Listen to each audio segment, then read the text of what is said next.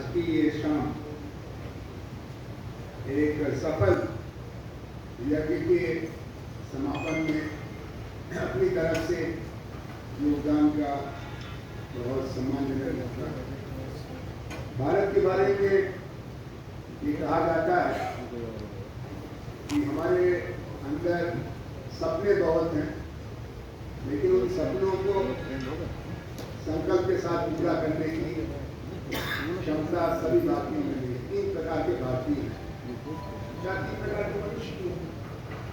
एक तो वो जो संकल्प करता है, करती है, और कुछ कदम उठाने के बाद मन घबरा जाता है और सब कुछ छूट जाता है, बिगड़। दूसरे ऐसे लोग होते हैं जो संकल्प किया, पूरी तैयारी की, बहुत सारा विरोध झेला, लेकिन बीच धार में जब नाव पहुंची तो मन डगमगाने लगा और नाव पलट गई। तीसरे ऐसे लोग होते हैं जो किया सोच समझ के कर दिया, और जब तक लक्ष्य तक नहीं पहुंच गए तब तक पीछे मुड़ गए। विश्व योग केंद्र ऐसे ही कर्मयोगियों की साधना का परिणाम है। रामकृष्ण आचार्य जी, नवीन वर्मा जी, रामदास भारिक जी, और उसके बाद जो एक के बाद एक नाविक मिले, नायक मिले, और अब ऋषि आचार्य जी, उदय जी, अजीत जी, ये सब ऐसा गौरव का क्षण, उपलब्धि का क्षण, अभिनंदन का क्षण मिलता रहे, तभी देश की नई पीढ़ी में रोल मॉडल्स मिलेंगे, आत्मविश्वास मिलेगा। वरना बिखराव की कहानियां इतनी है, विफलताओं की कहानियां इतनी हैं, उनके बारे में वो कबीर ने कहा, वो बार बार याद आता, सुखिया सब संसार है, खाए और सोए, दुखिया दास कबीर है, जागे और सोए। अधूरी योजनाएं, बिगड़े हुए कार्यक्रम, संकल्प और कार्यान्वयन में जमीन आसमान का अंतर, और उस सब के बीच में बढ़ती हुई युवा शक्ति। मुझे जब आज के इस कार्यक्रम में आने का सौभाग्य मिला तो मैंने कहा कि मुझे इसमें जरूर हिस्सा लेना है। सुदूर यूरोप में था, लेकिन यात्रा का कुछ कार्यक्रम ऐसा बनाया कि आपके बीच में आने का सौभाग्य।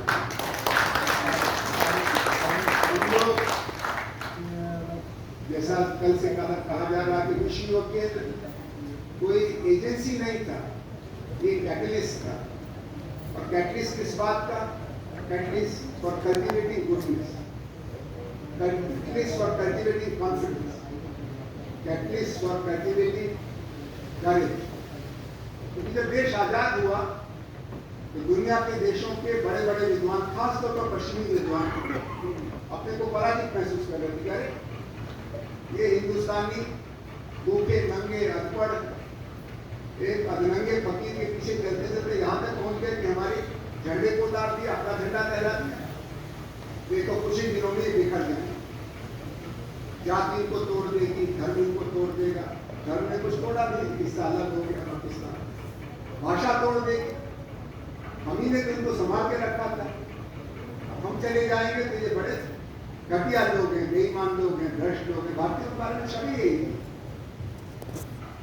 और ऐसे में जब देश की आजादी आई तो आजादी की लड़ाई में जिन लोगों ने योगदान दिया था, अपनी जवानी दांव पर लगाई थी, उन लोगों ने कहा कि अब हमको इस यज्ञ को पूरा करना है। और ऐसी छोटी छोटी संस्थाएं बनानी है जो हजारों संस्थाओं के लिए मातृशक्ति बन जाए, मां बन जाए। विश्व योग केंद्र ऐसी एक मां बनी जिसने कई हजार संस्थाओं को संरक्षण दिया, जन्म दिया, कई लाख लोगों को आत्मविश्वास दिया। And a journey from hopelessness to hope, a journey from lack of confidence to cultivating confidence, a journey of no links to a network of whole country. आज आप जब इस काम को कर रहे हैं तो कुछ सबक भी हमारे सामने है, क्योंकि ये तो हमारे पुरखों का दिया हुआ उपहार है। जो कल तक लोग थे, उन्होंने जो बनाया उसका हम अभिनंदन जो कल आपको बनाना है, हमको बनाना है, उसके बारे में विश्व योग केंद्र की कहानी से क्या सबक मिलता है, ये मैं पहली बात आपके सामने रखना चाहता हूँ। विश्व योग केंद्र ने एक ऐसी पद्धति बनाई है, methodology of path of least resistance. Resistance तो बहुत सारे हो सकते हैं, राज्य से झगड़ा हो सकता है सरकार से, ये सरकार निकम्मी है, ये सरकार बदलनी है, नारा तो शुरू से चलता था, कल चलता था, आज चलेगा, हर सरकार के खिलाफ चलेगा। विश्व योग केंद्र ने उस रास्ते को नहीं पकड़ा। मार्केट फोर्सेस का रेजिस्टेंस है, आज ही जॉबलेसनेस की समस्या नहीं है, तब भी थी, तब ज्यादा थी। लेकिन विश्व योग केंद्र ने मार्केट फोर्सेस और स्टेट फोर्सेस से अलग कम्युनिटेरियन इंडिया बनाने में, कम्युनिटी में जाके काम करने के लिए क्षमता बनाने में अपनी शक्ति को लगाया, और इससे पाथ ऑफ लीस्ट रेजिस्टेंस कल भी यही काम आए। जैसा आपने कहा, झगड़ा खोजना हो तो 100 झगड़े चारों तरफ फैले हुए, उसमें हम ही खोज जाए, तो ढेला हम ही फेंक, और अगर झगड़ा बचा कर ये कहते हैं कि वहां पर एक पागल बैल सांड खड़ा है, उधर से मत जाना, तो क्यों जाए उधर से भाई, आप बैल तुझे मारती क्यों कर। विश्व योग केंद्र ऐसी एक संस्था और साधना और प्रयोगशाला का नाम है। हाँ, जरूर इमरजेंसी में सुशील जी को याद होगा, ये इतना सुंदर एक स्थान था, तो इस पर कब्जा लेने का मन आ गया उसका, जिसका सारे देश पर कब्जा था, और 1.5-2 बरस तक ग्रहण लगा रहा, दोबारा किसी की इस तरह की हरकत करने की हिम्मत नहीं। कई सरकारें बगल में ही आती जाती नहीं, विश्व योग केंद्र अक्षुण।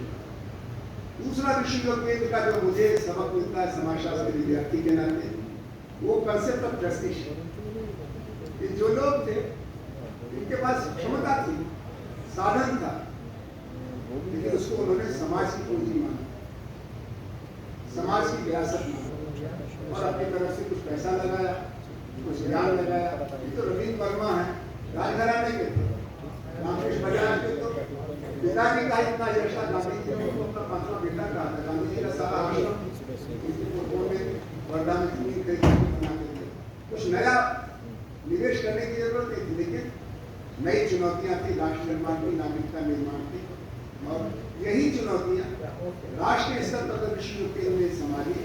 तो हमको आपको अपने कस्बे, अपने गांव, अपने नगर के स्तर पर संभालनी है, और उसमें भावना अपना तो है, ये हमारे निगरानी में है, लेकिन स्वार्थ की नहीं। वरना आप जानते हैं कि 2 का जन्म दर भारत में बहुत ज्यादा है, बच्चों का और एनजीओ का, लेकिन दोनों की मृत्यु दर भी बहुत ज्यादा है। जितनी तेजी से बच्चों का जन्म होता है, यहाँ बैठी हुई है हमारी समाजशास्त्री अम्बेडकर कॉलेज की, वो बताएंगे, उतनी ही तेजी से बच्चों का मृत्यु का भी दुखद समाचार मिलता है। वैसे ही जितनी तेजी से एनजीओ का जन्म होता है, उससे कम तेजी से उसके मरने की खबर नहीं आती। विश्व योग केंद्र वो रास्ता दिखाता है कि ओनरशिप में, ट्रस्टीशिप के साथ काम करोगे तो काम आगे बढ़ेगा। एक तीसरी बात जो आपने सिद्ध की है भारत में, जो दुनिया के लिए अजूबा है, वो कल्टिवेटिंग कंस्ट्रक्टिव यूथ पावर। हम सब लोग, रामकृष्ण जी भी, रविंद्र वर्मा जी अपने अपने समय के छात्र नेता थे, इसीलिए वर्ल्ड असेंबली ऑफ यूथ में गए। हम सब लोग जब विद्यार्थी थे तो विश्वविद्यालयों से निकालने गए, आंदोलनों में गए, जयप्रकाश जी के साथ, लोहिया जी के साथ, प्रेरणा मिली, और हमारे बाप की पीढ़ियों ने भी किया। लेकिन हमने constructive power as youth leaders कम की। काला झंडा दिखाना हो तो चलिए हम लोग किसको कहीं उसको दिखाते, इसीलिए कई बार बिहार में रहने का मौका मिला, बनारस की जेल में रहने। लेकिन कोई संस्था बना करके, मित्रों का सहयोग नहीं करके, एक पत्रिका निकाली, एक लाइब्रेरी चला, कम लोगों ने। लेकिन विश्व योग केंद्र, और जो आज आप कर रहे हैं, कल्टिवेटिंग कंस्ट्रक्टिव यूथ पावर। बिजली का करंट घर में फैल जाए, सब मर जाएंगे, और वही बिजली का करंट तार के जरिए, प्लग पॉइंट्स के जरिए कंट्रोल करके पंखा भी चलेगा, मशीन भी चलेगी, बहुत कुछ हो जाएगा। वो है यूथ पावर, और ये विश्व योग केंद्र में करते हैं। जो 3 बातें आज भी जरूरी है और आज ज्यादा जरूरी है 1960 की तुलना में, तो पहली बात तो है नेतृत्व मिलना। भारत में, मैं राजनीति में रहा हूँ, अभी भी हूँ, शिक्षा में रहा हूँ, अभी भी हूँ, विश्वविद्यालय में था, अभी भी हूँ। जहाँ रहा वहाँ नेतृत्व की कतार में जाने का सौभाग्य मिला। हमारे दोस्त अरुण जेटली और हमको जयप्रकाश जी ने पूरे देश के नौजवानों का आंदोलन का संयोजन बना था, इतना सौभाग्य मिला। देश के सारे केंद्रीय विश्वविद्यालयों के शिक्षकों के महासंघ का मैं अध्यक्ष था और उधर से डॉक्टर मुरली मनोहर जोशी जी शिक्षा मंत्री। लेकिन मैं देखता हूँ कि भारत में जिस बात की सबसे बड़ी कमी है नेतृत्व का डेफिसिट। अभी भी स्वराज का जो आत्मविश्वास होना चाहिए, I can lead, give me a chance, वो नहीं। नेताजी आगे बढ़ो, हम तुम्हारे साथ। देश का नेता कैसा हो, अमुक जैसा हो, आप क्यों नहीं हो सकते, हम क्यों नहीं हो सकते? नेतृत्व निर्माण एक बड़ी भारी प्रक्रिया है और जो देश 200 साल तक गुलाम रहा है विदेशियों का, वहां पर सपने देखने की क्षमता घट जाती है, नेतृत्व की क्षमता तो और घट जाती है। आपने उसको किया, आपने कहा कि 1 लाख से ज्यादा लोगों को आपने अपने दोनों बाजू और दोनों पांव पर खड़ा किया है, संस्थाएं बनी है और दूर दूर कश्मीर, केरल, लद्दाख, अरुणाचल, मुझे तो आपकी केंद्रीय में नेपाल तक के देखे। ये बड़ा काम आज और करने की जरूरत है। कहा ना कि महिलाओं को आरक्षण है, लेकिन वहाँ पति महाराज बैठे रहते हैं, भाई साहब बैठे रहते हैं, लेबर बैठा रहता है। स्त्रियों को कानूनी अधिकार के बावजूद नेतृत्व का अवसर नहीं दे रहे हैं, लोकसभा में नहीं दे रहे हैं, विधानसभा में नहीं दे रहे, जहाँ दे रहे हैं वहाँ cultivating the art and science of leadership. इसका सबसे बड़ा उदाहरण, दुनिया का सबसे बड़ा नेता पिछले कई शताब्दियों का, उसका नाम एक भारतीय मोहनदास करमचंद गांधी। कैसे बन के इतने बड़े नेता? एनआरआई थे वो तो, 20 बरस साउथ अफ्रीका में थे, राजघराने में पैदा हुए थे, उनके बाबा प्रधानमंत्री थे, उनके पिता प्रधानमंत्री थे, वो भी इंग्लैंड के पढ़े थे, उस जमाने में थे। भारत की साक्षरता 13%। कैसे उन्होंने अपने को एंगेज किया, कैसे लोगों ने अपने बाप का नाम बताने में लोग शर्माते हैं, उनको बापू कहना शुरू कर दिया। राष्ट्रपिता कहा सुभाष बाबू।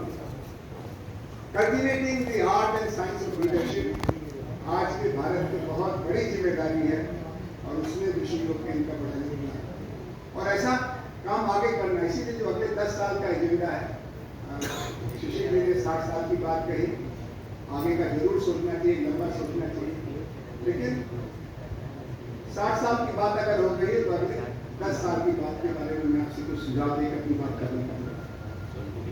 पहली बात तो ये है कि हमारे लिए बहुत अनुकूल समय है अपने फ्यूचर प्लान से बनाने का, क्योंकि भारत में बहुत नाम निकुल करते करते टालते नई शिक्षा नीति आखिर में इस्तेमाल है और नई शिक्षा नीति में ये कह रहा है कि समग्र नेतृत्व का विकास ये शिक्षा का उद्देश्य होना है और बहुत दूर मैं यूनिवर्सिटी का प्रोफेसर रहा हूँ, यूनिवर्सिटी का टॉपर रहा हूँ, 10-12 यूनिवर्सिटियों में देश विदेश पढ़ाने का मौका मिला।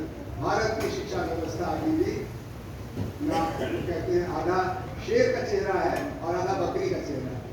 करियर के सवाल पर हम बकरी पैदा कर रहे हैं। इनमें से किसी लड़के लड़की को, चाहे IIT का हो, चाहे IIM का हो, चाहे DU का, फ्यूचर को लेकर, भविष्य को लेकर के शेर वाला आत्मविश्वास नहीं है कि जो होगा देखा जाएगा, हम तो ज्ञान की साधना करके निकले हैं तो दुनिया में कोई हमारे सामने टिकेगा नहीं। वो बकरी की तरफ निकालते रहते हैं, कहाँ नौकरी मिलेगी, क्या करियर का होगा सर, कुछ तो बताइए। यहाँ से लेके सैन फ्रांसिस्को तक घूम रहे हैं और बाकी स्वार्थ के स्तर पर हम शेर जैसे हैं। दहेज मांगने में हमसे मुकाबले में हमसे कोई कम नहीं है, दूसरों के साथ जाति करने में हमसे ज्यादा शैतान कोई नहीं। ये आधा बकरी और आधा शेर पैदा करने वाली शिक्षा को बदलने के लिए विश्व यूरोपियन के पास जो 60 बरस के अनुभव की पूंजी है बहुत कम है। इसलिए शिशिर जी और बाकी लोगों को ये जो एजुकेशनल इंस्टीट्यूशंस की इस समय आत्महीनता है, they are suffering with lack of confidence. को पता नहीं चल रहा है कि क्या करेंगे हमारे बच्चे, हमारे लड़के लड़कियां समग्र व्यक्तित्व के स्वामी बनकर के निकले। तो कोई कहता है योग की क्लास चला, कोई कहता है कि 2-3 भाषाएं सिखा रहा। जितने डॉक्टर हैं उतनी दवाइयां दे रहे हैं। उसमें एक दवा का केंद्र शिक्षा व्यवस्था को लेकर के विश्व केंद्र है। हमारे कुछ मित्रों ने टेक्नोलॉजी में प्रयोग किया, उनको आज all India council of technical education ने उनको बुला के कहा कि सिलेबस बनाइए, हम सारे हिंदुस्तान के टेक्निकल एजुकेशन से इसको जोड़ना चाहते हैं। कानपुर IIT के लोगों ने विश्व केंद्र तो अपने आप में एक सिद्ध केंद्र है। How to create leaders, how to manage social change, how initiate social transformation. एक बात तो एजुकेशन पॉलिसी।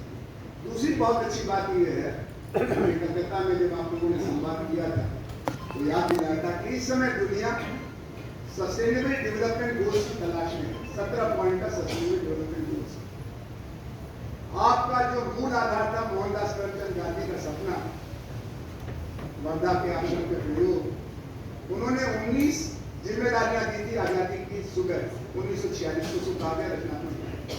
उनको मिला के देखे तो एनर्जी का इशू छोड़ दीजिए एंड लाइफ अंडर वाटर, तो बाकी सारा सस्टेनेबल डेवलपमेंट गोल का जो दुनिया की तलाश है वो गांधी पहले से बता गए।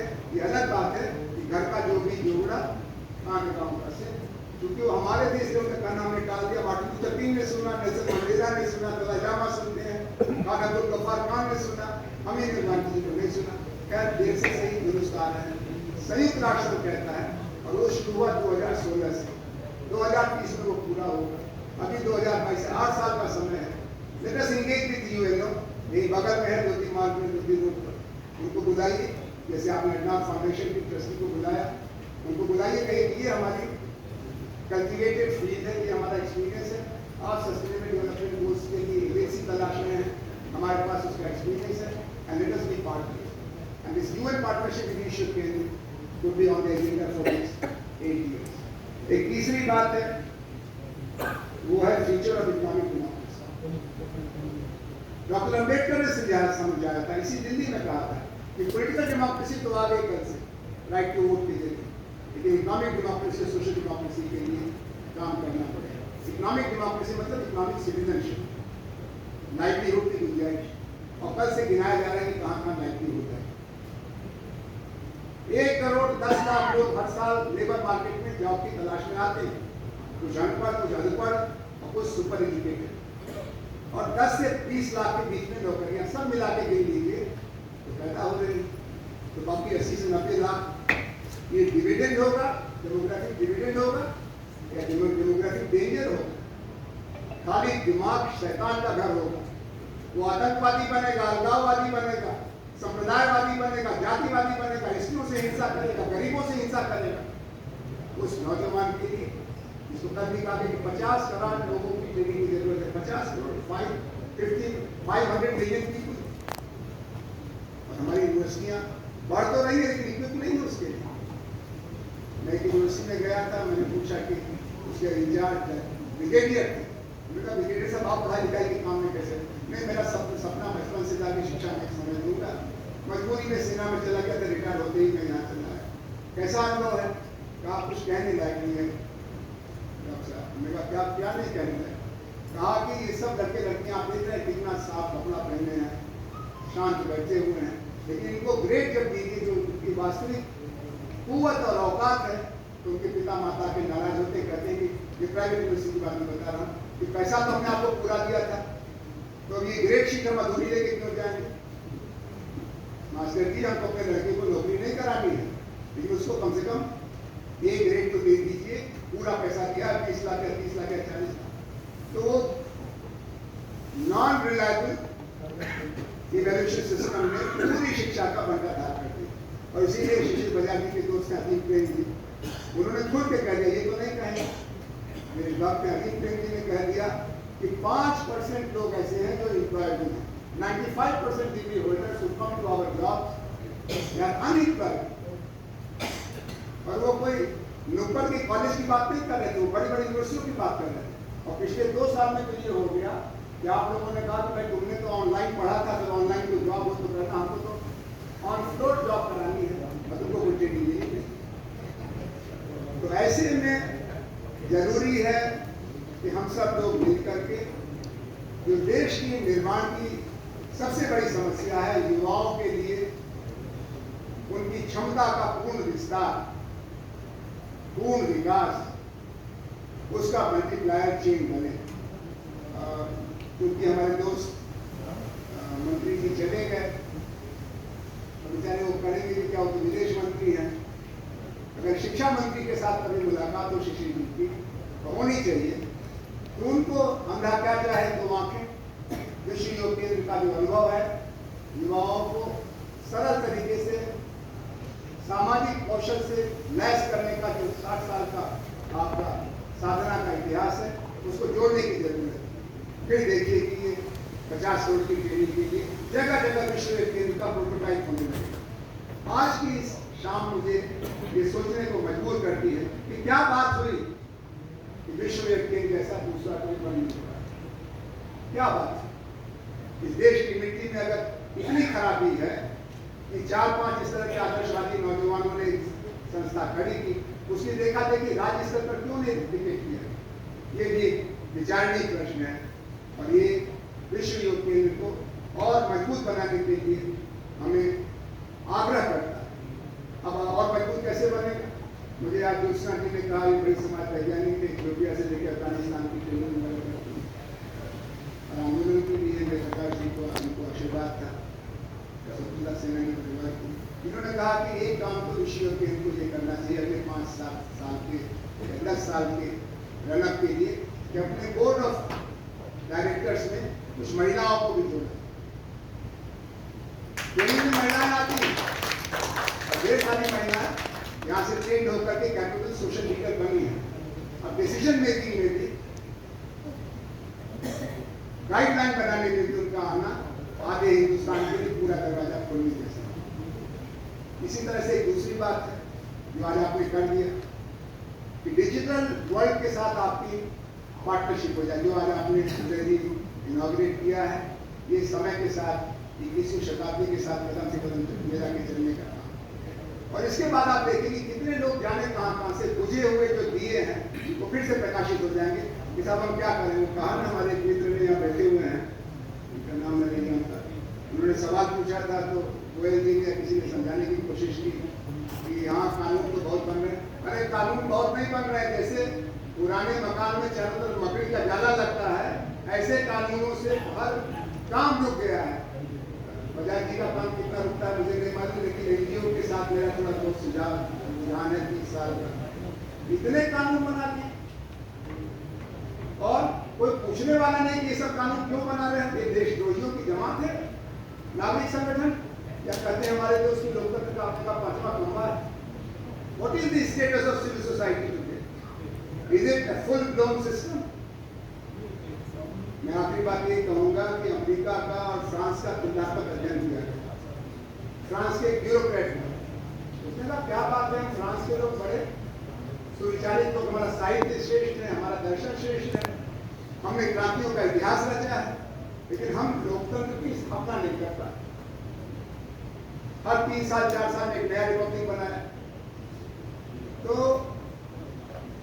उस विद्वान ने जाकर के पहले फ्रांस का अध्ययन किया, फिर अमेरिका का अध्ययन किया। अमेरिकी लोग इतिहास की दृष्टि से, दर्शन की दृष्टि से, साहित्य की दृष्टि से बहुत गरीब है विचार। ज्यादातर अमेरिकी ऐसे हैं जो जब उनके यहाँ यूरोप में आलू की खेती नहीं हुई, अकाल पड़ गया मक्के का, तो भूख की बेचैनी से भाग भाग करके अमेरिका गए। और जो काले अमेरिकी हैं वो तो गुलाम बना के जाए गए। लेकिन अमेरिका की डेमोक्रेसी रूस की, फ्रांस की डेमोक्रेसी से बेहतर है। क्यों? क्योंकि अमेरिकी समाज में नागरिकता की चेतना, वॉलंटियरिज्म। एक अमेरिकी कम से कम 4-5 साल फुटबॉल क्लब का मेंबर होगा, चर्च का मेंबर होगा, स्कूल सोसाइटी का मेंबर होगा, मोहल्ले में कोई और हॉबी क्लब होगा उसका मेंबर होगा। वॉलंटियरिज्म है, नागरिकता है, सामाजिक सरोकार है। और फ्रांस वाला वो अपने घर परिवार का भी जिम्मेदार नहीं है, बाकी को छोड़ दीजिए। तो ये जो आपने नागरिकता निर्माण करके किया है धीरे धीरे, ये बरगद का पेड़ है, ये धीरे धीरे बड़ा होगा। लेकिन ये बड़ा होगा तो बड़ी बड़ी आंधियां भी उसको उखाड़ नहीं सकती। और उसी काम को आप करें। भारत में नागरिकता निर्माण का काम अधूरा है, स्वराज निर्माण का काम अधूरा है, और लोकतंत्र निर्माण का काम तो बहुत ही अधूरा है, बहुत कमजोर। अभी बहुत कुछ करना है। जैसे छोटा बच्चा होता है और जन्म के साथ उसको कुछ बीमारियां लग जाती है, वैसा भारतीय लोकतंत्र है। जन्म के साथ ही इसके साथ सांप्रदायिकता की बीमारी लगी, पाकिस्तान बन गया। अब उस घाव को भरने के लिए, जैसे कोई बच्चा एक हाथ उसका शुरू से कमजोर है, ऐसा भारत का धीरे धीरे बनाने का काम है। ऐसे जाति का सवाल था, ऐसे स्त्री का सवाल था। हम काफी आगे आ गए हैं, हम आत्मविश्वास से भरे हुए लोग हैं, हम आसमान छूने वाले लोग हैं, लेकिन इसके लिए तैयारी भी होनी चाहिए। और ये तैयारी विश्वविद्यालय चाहे प्राइवेट हो चाहे सरकारी हो, उससे नहीं हो पाए। इसके लिए सहायक सहयोग की, जैसे माँ पढ़ने के लिए तो स्कूल भेजती है, लेकिन दूध का गिलास भी पिलाती है, फल खिलाती है, ऐसा काम आप करें। तो मैं जो आखिरी बात सुझाव के तौर पर आज इस शुभ संध्या में सफलता के आनंद के माहौल में कहना चाहता हूँ कि कोशिश ये हो आप लोगों की तरफ से, यानी जो बोर्ड ऑफ ट्रस्टीज हैं, एडवाइजर्स हैं, कि पॉलिसी मेकर्स के दिमाग में डाला जाए कि ये एक अकेली क्षमा कब तक चलती रहेगी, इसका रिप्लिकेशन इफेक्ट होना चाहिए, इसका एक चेंज बनना चाहिए हर जिले में। युवाओं के प्रशिक्षण के लिए हमारे दोस्त मुरलीधरन ने कहा कि वो नेहरू युवक केंद्र के डायरेक्टर जनरल थे। नेहरू युवक केंद्र हर जिले में, लेकिन नेहरू युवक केंद्र के लोगों को फुर्सत निकालने के लिए विश्व युवक केंद्र में भी आ जाना चाहिए। वो गंगा गए गंगा दास, जमुना गए जमुना दास, जिसको टिकट नहीं दे पाए, जिसको मंत्री नहीं बना पाए, जिसको जिता नहीं पाए, उसको बना दिया नेहरू युवक केंद्र। ये तो युवक केंद्र है, वहाँ युवक प्रज्ञा तो ज्यादा अच्छा है। मेरा एक दोस्त वहाँ का डायरेक्टर जनरल था, मैं मुरलीधरन पर आपत्ति नहीं करता। हमारे एक दोस्त तो चुनाव हार गए थे, बड़े पत्रकार थे, नजदीक थे शिक्षा मंत्री के, क्या करें, तुमको नेहरू युवक केंद्र डायरेक्टर जनरल बना दिया। ये कोई अनाथालय है, युवकों का काम करना, युवकों का काम करना भविष्य निर्माण, आपने उसको अनाथालय में बदल दिया। तो मैं उम्मीद करता हूँ कि आपका जो ये यश स्तंभ है विश्व युवक केंद्र, इसकी तरफ औरों की निगाह जाएगी। अच्छी बात यह है शिशिर जी की आपकी निगरानी में ये लोग ऐसे लोगों को बुलाते हैं कि उनके बगल में मैं बैठता हूँ, कुछ देर बाद उनका चेहरा मुझे दिखाई पड़ता है, वो शपथ ले रहे हैं। लेकिन मैं किसी के साथ बैठा था, विदेश मंत्री हो गया, उदय जी ने भाषण करवाया और मैं हुआ कि ICCR के Indian council of cultural relations के वो चेयरमैन हो गए। तो ये कुर्सी थोड़ी शुभ है।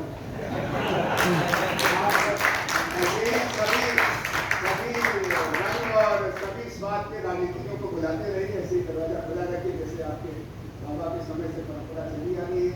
क्योंकि कुल मिलाकर 19-20 का ही फर्क रहता, ज़्यादा फर्क रहता नहीं है। हम लोग इस उम्र में कई सरकारों के खिलाफ आंदोलन करके, कई सरकारों के पक्ष में नारा लगा के देख चुके हैं।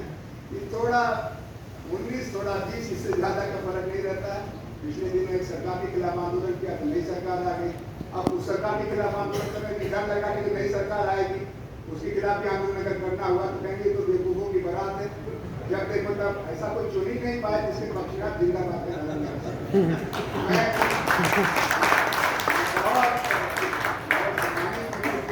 मैं अपने सामने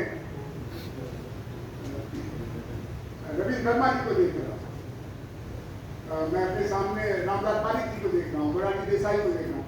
उन लोगों की आत्मा, वो लोग जहाँ कहीं भी होंगे, आपको बहुत आशीर्वाद दे रहे होंगे। इस अंधेरे में एक मशाल जल रही है, वैसी बनी है कि इसमें ढेर सारे लोगों की आशा है। हमारे जैसे लोगों की तो आशा ये है कि आप रोल मॉडल बनेंगे भारत की युवा नीति निर्माण में और भारत की युवा शक्ति की आशा को और मजबूत बनाने में। मैं फिर से आपका बहुत आभारी हूँ और बहुत बधाई देता हूँ।